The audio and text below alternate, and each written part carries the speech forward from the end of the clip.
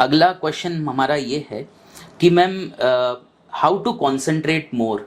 Ma'am बच्चों की एक प्रॉब्लम ये रहती है कि बच्चे एक जगह जो है बैठ के नहीं पढ़ पाते, 10-15 मिनट पढ़ते हैं, फिर सिटिंग उनकी टूट जाती है, फिर उठकर वो किसी और काम में चले जाते हैं या मोबाइल चलाने लग जाते हैं। तो कंसंट्रेशन ज़्यादा कैसे बनाया जाए कि एक व्यक्ति जो है वो एक जगह बैठकर घंटा 1.5 घंटा सिटिंग करे, पढ़े। मतलब मेरा अगला क्वेश्चन ये है कि क्या इसमें कोई टेक्निक है जिससे बच्चा जो है एक जगह रहकर कुछ देर के लिए ही सही, कम से कम घंटे 1.5 घंटे के लिए सही पढ़ सकता है। मतलब देखिए, एज पर साइकोलॉजी हम ये मान के चलते हैं कि maximum to maximum 30 to 45 minutes आप एक सिटिंग आपको देनी चाहिए, यानी कि एक जगह बैठना चाहिए। उसके बाद you have to stand up. इसीलिए पुराना जो हमारा स्कूल का क्लास पीरियड होता था वो 30 to 45 मिनट्स का ही होता था।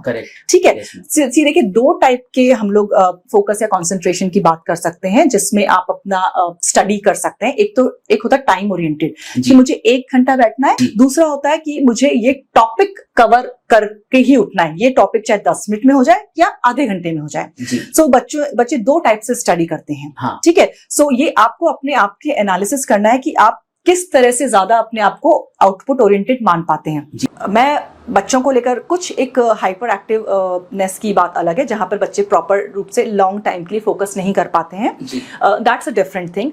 लेकिन जनरली हम देखें तो फोकस की प्रॉब्लम वहां आती है। अब आप अपने आप को देखिए बच्चे, अगर आप लोग कोई मोबाइल देख रहे हैं या कोई टीवी मूवी देख रहे हैं, क्या आप 1 घंटा 2 घंटा 3 घंटे बैठकर नहीं देख पाते हैं? Just ask yourself question. ठीक है।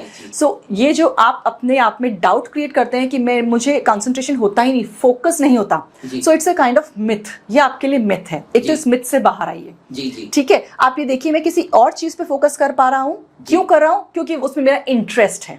सो हम यहाँ इंटरेस्ट की बात करें, ज्यादा बेटर है फोकस या फिर कंसंट्रेशन की नहीं। अगर आप वाकई में इंटरेस्ट आपका स्टडी में होगा, आपका पर्पस ऑफ लाइफ में होगा कि मुझे करना ही करना है, बिलीव मी, उस इंटरेस्ट में आपको पता भी नहीं चलेगा कि आपका टाइम 1 घंटा 2 घंटा क्या 5-5 6-6 घंटे इजीली आप बैठ पाएंगे। जी। तो इंटरेस्ट होना बहुत जरूरी है और इंटरेस्ट के साथ साथ उसके लिए उसमें इन डेप्थ उतरना जरूरी है। मैम पर पढ़ाई इंटरेस्टिंग कहाँ होती है? यही मेरे को भी पढ़ाई इंटरेस्टिंग नहीं लगती। देखिए, यहाँ पे टीचर्स का रोल बहुत जरूरी है। है ना। हमारे पास बहुत सारे ऐसे टीचर्स हैं जिन्होंने बहुत टफ कॉन्सेप्ट्स को बहुत इजी लैंग्वेज में, डेली यूज के टर्म्स में लेकर उसको इजी बना दिया है। ठीक है। हम यहाँ बच्चों का सिर्फ इंटरेस्ट क्रिएट कर रहे हैं पढ़ाई को लेकर।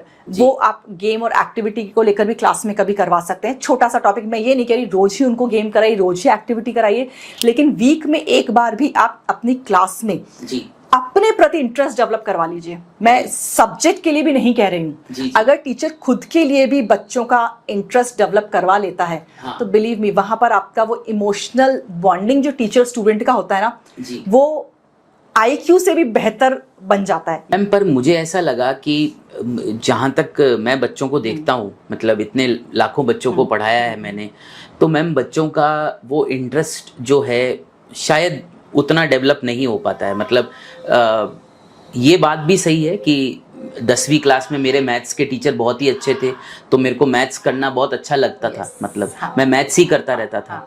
तो ये बात तो आपकी सही है, पर मैम अब हर बच्चा तो उतना लकी नहीं होता कि उसको उतना ही बढ़िया टीचर मिले, उतना अच्छा गुरु मिले। ठीक है ना। हर टीचर अपने आप को बेस्ट मानता है। नहीं, अगेन यहाँ हम बेस्ट या वर्स्ट टीचर्स की बात नहीं करें। This is about the teaching methodology. Ma'am पर टीचर ये रियलाइज नहीं करते ना कि उनकी टीचिंग मेथोडोलॉजी जो है उसमें उनको चेंज की जरूरत है। मतलब कि उनको तो ऐसा लगता है कि वो जो कर रहे हैं वो बेस्ट कर रहे हैं। मतलब देखिए, अगर टीचर अपने आप में अवेयर होकर अपने आप को डेवलप नहीं कर सकते हैं तो उनको बच्चों से भी एक्सपेक्ट करने का कोई राइट नहीं है कि आप भी अपने आप को डेवलप कीजिए, आप अपने आप से बेस्ट निकालिए। मैम पर इसमें ना मुझे ऐसा लगता है कि एक बीच का रास्ता ये रहेगा जो आपने ही सजेस्ट किया कि टॉपिक वाइज अप्रोच जो है वो ज़्यादा बेटर है। मुझे लगता है कि आप एक टॉपिक ले लीजिए और ऐसा नहीं कि बहुत बड़ा टॉपिक ले लिया और आप उम्मीद कर रहे हैं कि एक ही घंटे में मैं ये कर लूँगा। 1 घंटे के हिसाब से, 50 मिनट के हिसाब से एक टॉपिक बांध लीजिए और इतना अपने आप को जो है रोकिए, मतलब कि भाई नहीं, मेरे को ये टॉपिक तो करके ही उठना है। फिर आप 40-50 मिनट में ये टॉपिक कर लीजिए, उसके बाद आप थोड़ा सा ब्रेक ले लीजिए, फिर वापस बैठ जाइए। तो टॉपिक बेस्ड अप्रोच मुझे लगता है मैम सही और रहेगी। इसमें आप बिल्कुल सही कह रहे हैं। देखिए, ये सबसे पहले इसमें आपको छोटा स्मॉल स्टेप से स्टार्ट करना पड़ेगा जी। आप सबसे पहले ऐसा टॉपिक लीजिए जो सिंपल 2 पेज का हो, हाँ, कम से कम। हाँ, वो आप सही कहा देखिए आपने। कि ये 2 पेज अपने आप को एनालिसिस कीजिए कि ये 2 पेज को मैंने बड़े अच्छे से कितनी देर में कर लिया। तो यहाँ आप टाइम और टॉपिक का दोनों का मैनेजमेंट कर पाएंगे। वो आप में कॉन्फिडेंस आएगा कि यार ये 2 टॉपिक तो मैं सोच रहा था 2 घंटे में हुआ, तो मेरा 10 मिनट में ही हो गया। जी जी जी, ठीक है, तो बिल्कुल। वो उस 10 मिनट को आप 1 वीक तक चलाइए। अपने ब्रेन को एकदम ट्रेन कर लीजिए कि मैं 2 पेज 10 मिनट में कर सकता हूँ। 2 पेज के साथ शुरू किया जाए। और वो 10 मिनट, बिलीव मी, अगर आप फर्स्ट डे स्टार्ट करेंगे ना 2 पेज को 10 मिनट में, तो आप 5वें दिन तक आते आते उस 2 पेज को आप 5 मिनट्स तक अपने आप आ जाएंगे। जी जी। तो मैम बहुत बड़े टारगेट ना रखकर आप 2 या 3 पेज का टारगेट रखें और देखिए कि कितनी देर में कर पा रहे हैं। 50 मिनट में, 40 मिनट में, और बस 3 पेज का ही टारगेट रखिए। 1 हफ्ते के लिए रखिए, जैसे कि मैम ने बताया। मैम आपने तो बहुत बढ़िया सोल्यूशन बताया। इवन पर इसके लिए कंसिस्टेंसी अप्रोच होनी जरूरी है। देखिए, सबसे इंपॉर्टेंट। ठीक है, अगर आपके पास 3 सब्जेक्ट हैं तो आपका ऐसा नहीं कि आज तो मैंने बस एक ही सब्जेक्ट उठाकर खत्म कर लिया, तो आप अगेन फिर एंजाइटी में आ जाएंगे और प्रेशर में आ जाएंगे। तो मतलब ये है कि मैम 3-4 पेज हर सब्जेक्ट का आप चालू करें पढ़ना, और शुरू में चलिए 3 घंटे के साथ ही दिन में चालू करिए कि भाई 3 घंटे तो मेरे को पढ़ना ही है। एक दिन 1 घंटा मैंने फिजिक्स के लिए निकाल लिया, 1 घंटा केमिस्ट्री के लिए निकाल लिया, 1 घंटा बायोलॉजी के लिए या मैथमेटिक्स के लिए निकाल लिया। और आप ज़्यादा नहीं करके 2-3 पेज पे फोकस बनाएं कि नहीं, मुझे ये 3 पेज फिजिक्स के आज करने हैं, 3 पेज केमिस्ट्री के और 3 पेज बायोलॉजी के ख़त्म करने हैं।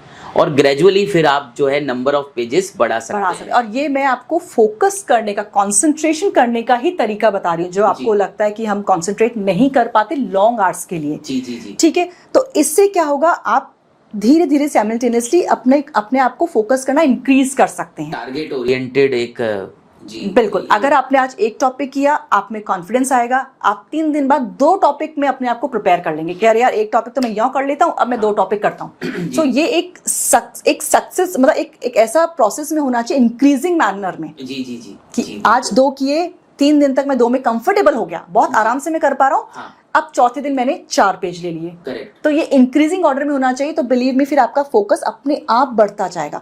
एंड सेकंड थिंग, आप लोग जो ऑनलाइन स्टडी करते हैं, अच्छी बात है, वो उसको एक रेफरेंस की तरह लेके चलिए। जी। उसके अलावा सेल्फ स्टडी आपको जरूरी है। आप जब ऑनलाइन स्टडी भी करें तो आपके हाथ में पेन और कॉपी होनी बहुत जरूरी है। जी जी जी। उस स्टडी करते टाइम आपका, क्योंकि ऐसे बहुत सारे केसेस मेरे पास आते हैं कि वो ऑनलाइन स्टडी तो करें लेकिन ऑनलाइन करते करते इधर उधर चले गए। हाँ, कुछ चलाने लगे, मोबाइल चलाने लग गए, कुछ करने लग गए। बिल्कुल। तो उसके लिए एक सबसे अच्छा तरीका यही है, जब आप ऑनलाइन स्टडी करते हैं तो आपके हाथ में पेन और कॉपी होनी जरूरी है। जी जी। आप सुन रहे हैं, सुनते सुनते कीवर्ड्स नोट करते जाइए। जी जी जी। पूरा नहीं, आप अपने सेल्फ नोट्स बनाइए, चाहे इंस्टीट्यूट से, चाहे कहीं से आपको रेडीमेड कितने भी नोट्स मिल जाएं। जी। लेकिन आपको अपने कीवर्ड्स बनाते रहना जरूरी है।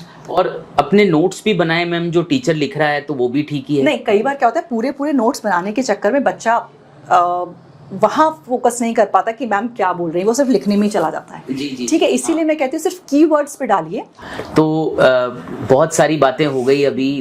मैं इसको समराइज कर देता हूँ कि आप इसमें टॉपिक वाइज अप्रोच से स्टार्ट करें।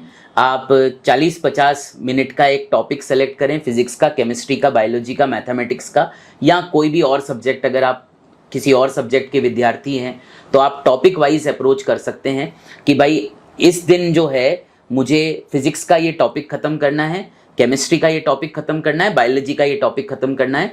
और टॉपिक ऐसा ही रखिए जो 40-50 मिनट में हो जाए। मेरा यहाँ पर कहने का सिर्फ मोटिव ये था कि आप पूरा ही चैप्टर मत ले लीजिए। कि नहीं, आपको एक वो होता है ना कॉन्फिडेंस कि नहीं मैं तो 1 घंटे में पूरा चैप्टर ही कर लूँगा, जो कि नहीं हो पाएगा। ठीक है, तो आप थोड़ा सा अपने आप को रिस्ट्रेन करके ऐसा टॉपिक उठाइए जो 3-4 पेज का हो, जो आप 40-50 मिनट में ख़त्म कर लें। तो 3-4 पेज पर सब्जेक्ट से आप चालू करें और ग्रेजुअली, जैसे मैम ने बताया कि आप इसको धीरे धीरे हर हफ्ते दर हफ्ते इसको इंक्रीज कर सकते हैं। 4 पेज से चालू करें, फिर 2 हफ्ते बाद आप इसको 6-7 पेज कर सकते हैं, फिर आप 1-1.5 महीने के बाद हो सकता है इसे 10 पेज तक ले जाएं।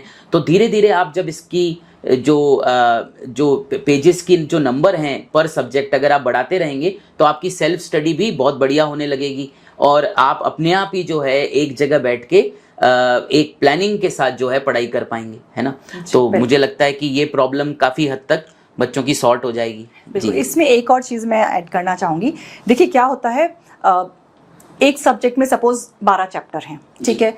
आप ये कोशिश मत कीजिए कि 12 के 12 में मैं परफेक्ट होऊंगा जी। हो सकता है आपको 12 में से 8 चैप्टर बहुत अच्छे समझ में आ रहे हो, बाकी के 4 नहीं आ रहे हो जी। तो उन 4 में आप 100% न देके उन 4 में आप अपना 60 to 70% फोकस रखिए, तो उससे आपको स्ट्रेस नहीं होगा। लेकिन जो आपने बाकी 8 किए उनमें आप अपना 100% फोकस करके चलिए कि यार ये मैं इन टॉपिक से कंफर्टेबल हूँ, इनमें से कुछ भी आ जाएगा तो मैं नहीं छोड़ूंगा। जी जी जी, बिल्कुल बिल्कुल बिल्कुल। ये भी एक बढ़िया एक उपाय है कि जो चैप्टर आपको नहीं बन रहे हैं या जिस चैप्टर में आप कमज़ोर हैं, तो बहुत ज़्यादा ज़रूरत नहीं है कि आप उस चैप्टर के पीछे लगे रहें और बहुत टाइम वेस्ट करते रहें। आप जो है बाकी चैप्टर्स को बढ़िया कर सकते हैं। कुछ एक आध चैप्टर अगर कमज़ोर भी रह गया तो उसको 60-70% तैयार कर लीजिए, ठीक है ना। तो ओवरऑल एग्जाम में स्कोर जो है आपका अच्छा ही रहेगा। जी जी जी जी बिल्कुल। अगला मेरा क्वेश्चन है, ठीक है, how to deal with failures, ठीक है, and how to remain motivated even after a failure.